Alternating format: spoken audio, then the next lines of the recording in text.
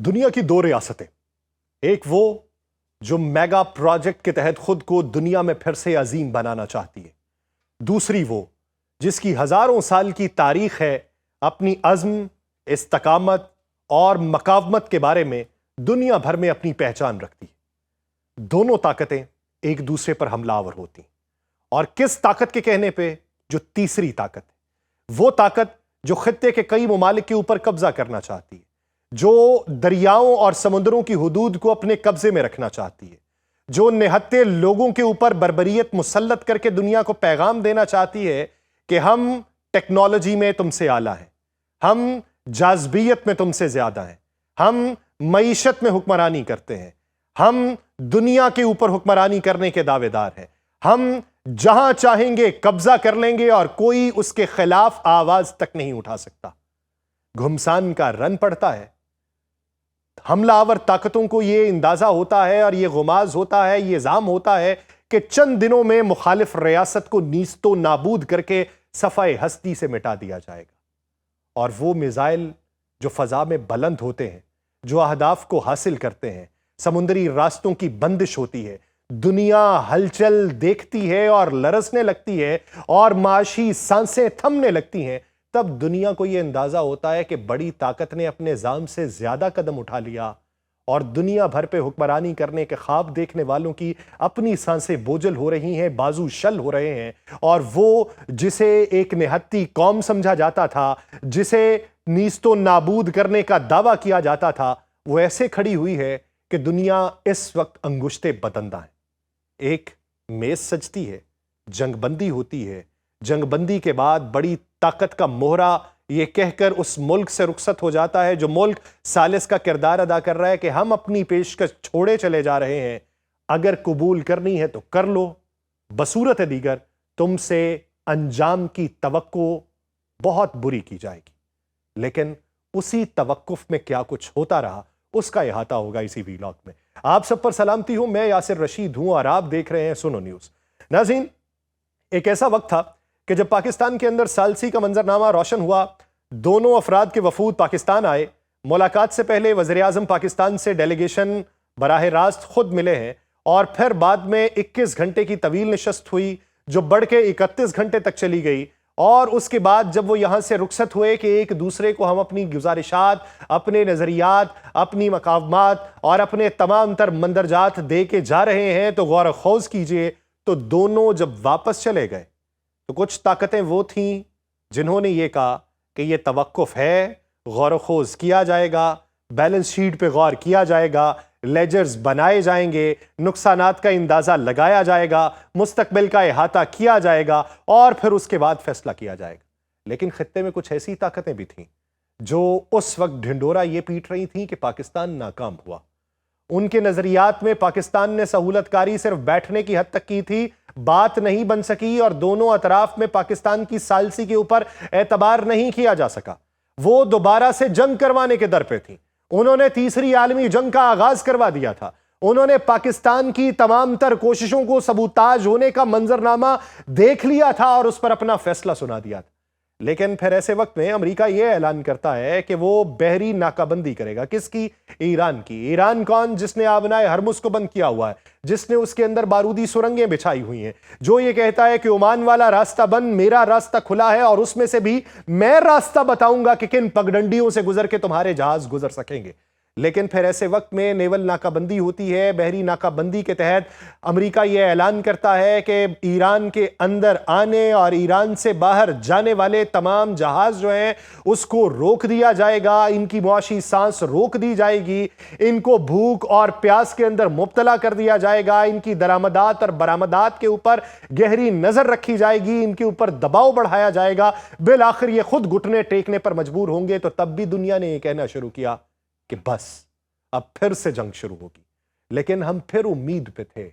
کہ نہیں، کوئی بیچ کا راستہ نکلے گا۔ اسی اسنا میں خبر یہ آتی ہے کہ وزیر اعظم Pakistan Mian Muhammad Shahbaz Sharif, field marshal Pakistan general Asim Munir,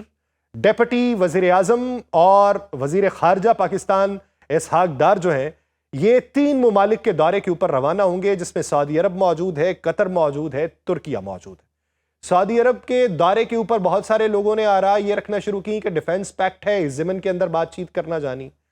تو دوحہ کا جو منظرنامہ تھا وہ کیوں روشن ہونا تھا، اور اگر ڈیفنس پیکٹ میں یہی تھے تو ترکیہ کیوں جانا تھا؟ یہ بڑے کینوس کی باتیں تھی، وہ منظر تھا جو دھندلی آنکھوں سے نظر نہیں آ رہا تھا، یا منظر خود دھندلایا گیا تھا۔ بطور ثالث پاکستان نے یہ منظرنامہ وضع کیا کہ پاکستان نے اپنے میڈیا نمائندگان بھی جو وہاں پر رکھے، ان کو بھی جو رپورٹنگ کی یا ان کو بھی دانستہ طور کے اوپر رپورٹنگ روکی گئی، اس کی بڑی وجہ یہ تھی کہ پاکستان یہ چاہتا تھا کہ دونوں اطراف کی جو طاقتیں ہیں وہ ایک دوسرے کے سامنے بیٹھ کر جو باتیں کر رہی ہیں، ہم اگر ان باتوں کی چرچا کریں گے تو دنیا یہ نہ کہے کہ یہ خود خبریں لیک کی گئی ہیں، دنیا یہ نہ کہے کہ پاکستان جانبدار ہے، دنیا یہ نہ کہے کہ اس نے اپنی رائے دی ہے، تو بوجہ مجبوری اور حفظ ما تقدم وہ خبریں روکی گئی۔ پھر اسی اسنا میں ڈونلڈ ٹرمپ جو ہے وہ نیو یارک پوسٹ کے پاس جو ہے وہ ایک اپنا بیان دیتے ہیں، لیکن اس بیان سے پہلے کا منظرنامہ دیکھنا بہت ضروری ہے۔ جو آبنائے ہرمز ہے، آبنائے ہرمز کی پٹی ہے 34 کلومیٹر کی چوڑائی میں، 17 کلومیٹر جو ہے وہ ایران کے ساتھ، 17 کلومیٹر عمان کے ساتھ، اور بین الاقوامی قوانین کے تحت اپنی کوسٹل حدود سے 22 کلومیٹر دوری تک آپ نظر ثانی کر سکتے ہیں اور ہر اس چیز کی نگرانی کر سکتے ہیں کہ جو جہاز آپ کے وہاں سے گزر رہے ہیں انوسنٹ پیسج کے طور پہ یا انوسنٹ شپ کے طور پہ، جو دنیا بھر کی جہاز رانی کے جہاز وہاں سے گزریں گے، جن کی رفتار بڑی ہوئی رہے گی، آہستہ کریں گے تو ان کے اوپر شک ہو سکتا ہے، تو آپ بطور کوسٹل کنٹری ان کی نگرانی کر سکتے ہیں۔ تو اسی وجہ سے ایران نے عمان والی پٹی کو بند کیا اور کہا کہ یہاں پہ بارودی سرنگیں بچھا دی گئی، یہاں سے تو گزر نہیں ہو سکتا۔ پھر کچھ بارودی سرنگیں ہماری اپنی حدود کے اندر بھی موجود ہیں، لیکن ہم آپ کو یہ نہیں بتائیں گے کہ کہاں کہاں پر موجود ہیں۔ جو 3 طرح کی بارودی سرنگیں ہیں جو اندر ہو بھی سکتی ہیں اور نہیں بھی ہو سکتی، اس کی جانچ پڑتال تبھی ہوگی جب ایران سے پوچھے بغیر اپنے طور کے اوپر راستہ بنا کے کوئی جہاز گزرے۔ ایک طرح کی بارودی سرنگ یہ ہے کہ جال بچھایا جاتا ہے، اگر کوئی جہاز اس کے ساتھ آ کے ٹکرائے تو وہ پھٹ جائے گی۔ ایک بارودی سرنگ یہ ہے کہ وہ طے کے اندر بچھائی جاتی ہے، اسے وہاں سے باندھا جاتا ہے، اور اس کے اوپر سے جہاز جب گزرتا ہے، پانی کا دباؤ بڑھتا ہے تو مقناطیسی شعاعیں جو ہیں وہ نیچے بارودی سرنگ تک پہنچتی ہیں اور وہ اچانک پھٹ جاتی ہے۔ تیسری بارودی سرنگیں وہ ہیں جو ایران نے بچھائی ہیں، جس کے بارے میں تاثر یہ ہے کہ وہ بھی سمندر کی تہہ کے اندر موجود ہیں، اور جب اس کے اوپر کوئی جہاز آئے گا وہ ایک راکٹ اس میں سے نکلے گا اور جہاز کے پیٹ میں جا کے پھٹ جائے گا، اور جہاز جو ہے وہ سمندر غرق ہو سکتا ہے۔ تو اسی وجہ سے امریکہ نے پورا ناپ تول کے جائزہ لیا اور یہ سمجھا کہ یہ فیصلہ ہمارے مخالف جائے گا۔ اسی اسنا میں بیرونی طاقتیں پھر سے روابط رکھتی ہیں، عباس عراقچی یورپی یونین کے ساتھ رابطے کرتے ہیں، ان سے بات چیت ہوتی ہے، اور کیئر سٹارمر کا بیان منظر عام پہ آ جاتا ہے کہ ہم اپنے ہم خیال 40 ممالک کی ایک میز سجانے جا رہے ہیں جس میں امریکہ اور اسرائیل کے اقدام کی مخالفت کریں گے، کیونکہ دنیا کو معاشی دلدل کے اندر ان 2 ممالک نے پھنسا دیا ہے۔ پھر اسی صورتحال کو مد نظر رکھتے ہوئے Donald Trump new York post کو یہ بتاتے ہیں کہ ہم جا رہے ہیں پھر سے پاکستان۔ میڈیا سوال کرتا ہے کہ پاکستان ہی کیوں؟ سوال کیوں کیا جاتا ہے ایسے وقت میں کہ جب یہاں مذاکرات ہوئے تھے، مذاکرات کے بعد یہاں سے واپس چلے گئے تو دنیا بھر میں کچھ دوسرے نظریے کے حامل لوگوں نے خبریں پہنچانا شروع کی کہ اگلا جو دور ہے وہ پاکستان کے اندر نہیں ہوگا، وہ جنیوا کے اندر ہو سکتا ہے، وہ مصر کے اندر ہو سکتا ہے، وہ عمان کے اندر ہو سکتا ہے، وہ ترکی کے اندر ہو سکتا ہے، وہ سعودی عرب کے اندر ہو سکتا ہے۔ پاکستان کا تذکرہ نہیں تھا، اور اس ضمن میں ہمارے ہمسایہ ملک نے یہ خبریں پھیلانا شروع کر دیں کہ پاکستان تو اب غیر متعلقہ ہو گیا، وہاں پر ہونے والی بیٹھک کا کوئی نتیجہ نہیں نکلا، اس لیے کسی دوسرے وینیو کا انتخاب کیا جا رہا ہے۔ لیکن ڈونلڈ ٹرمپ پھر یہ اعلان کرتے ہیں کہ پاکستان ہی متعلقہ ملک ہے، تو ہم غیر متعلقہ ملک کے پاس جا کے کیوں بیٹھیں اور وہاں پہ جا کے گفت و شنید کیوں کریں؟ تو ڈونلڈ ٹرمپ نے یہ اعلان کر دیا کہ آنے والے 2 دنوں میں یہ مذاکرات کا دوسرا دور ہو سکتا ہے، اور ہمارے میڈیا پرسنز جو ہیں وہ پاکستان جانے کے لیے تیار ہیں۔ تو پھر دنیا میں وہ طاقتیں جو پاکستان کو ہارتا ہوا، پاکستان کو کمزور ہوتا، پاکستان کو ناکام ہوتا دیکھنا چاہتی تھیں، وہ تو اس وقت ورطۂ حیرت میں مبتلا ہیں، انگشتیں بدندہ ہیں، ہاتھوں کے پوروں پہ سوئیاں چبو رہے ہیں کہ شاید ہم زندہ ہیں۔ کیا پاکستان اپنی اتنی طاقت بڑھا چکا؟ اس کی سفارتکاری اتنی مضبوط ہو چکی، اس کی حیثیت اتنی بڑھ چکی، اس کا قد اتنا تناور ہو چکا کہ دنیا बड़ी स्टेज फिर से पाकिस्तान में सजाने जा रही है, जहां बैठकर यह फैसला किया जाएगा कि आया जो पिछले निकात थे किस हद तक काबिल अमल है।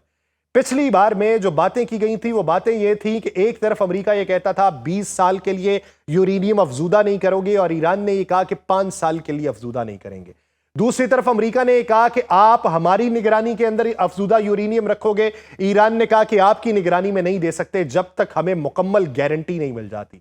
अमेरिका ने फिर यह कहा कि आप जो है वो दुनिया के अंदर अपनी बरामदात को किसी और तरीके से बढ़ाएंगे जैसे हम बताएंगे। ईरान ने अपनी सॉवरेनिटी बरकरार रखने की बात की। अमेरिका ने फिर यह कहा कि किसी तीसरे मुल्क के अंदर जो है आप इसको मुंतकिल कर देंगे। ईरान ने उसके अंदर भी रेजिस्टेंस दिखाई, और फिर अमेरिका को ईरान की तरफ से जब यह कहा गया कि हमारा मजमूई नुकसान जो है उसकी वाजबाई जो है वो मुमकिन बनाओ, तो अमेरिका ने उसके ऊपर इनकार किया।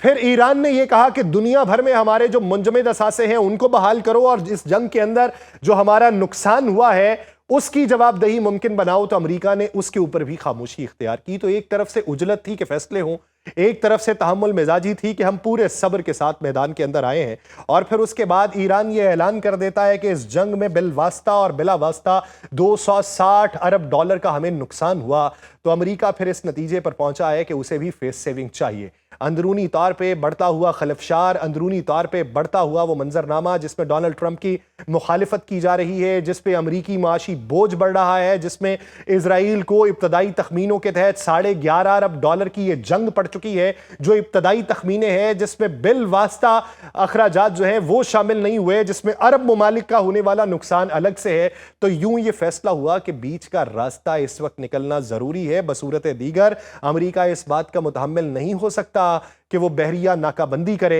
और उसमें रूस चाइना के जहाज़ों को रोक सके, या यूरोप जाते हुए जहाज़ों के ऊपर ऐसी नज़र रख सके कि वो ईरान को टॉल फराहम करके आए हैं या नहीं आए। तो इसलिए ये बीच का रास्ता फिर इख्तियार किया जा रहा है, फिर से मंजरनामा होगा। तो यहाँ पे सवाल ये है कि उन्होंने कहा कि पाकिस्तान जा रहे हैं, ये नहीं बताया गया कि कौन जा रहे हैं। क्या जेडी वेंस फिर से आ रहे हैं? क्या जैरेड कुशनर फिर से आएंगे? क्या स्टीव विटकॉफ फिर से आएंगे? क्या सेंट कॉम के कमांडर फिर से आएंगे, या डोनाल्ड ट्रंप खुद आएंगे? सवाल है, अभी तक नामों का ऐलान नहीं हुआ, अभी तक पाकिस्तान आने की बातें हुई। हम इसी उम्मीद पर हैं कि हम फिर से खामोश रहेंगे, हम ज्यादा नहीं बताएंगे। दुनिया में अमन होता है हमारी खामोशी से, तो ये ज्यादा बेहतर। लेकिन पसे पर्दा हमारे नारे कहां कहां पर गूंज रहे हैं, उस पर जरा नजर रखिएगा। मुझे दीजिए इजाजत, अल्लाह ने के बाद।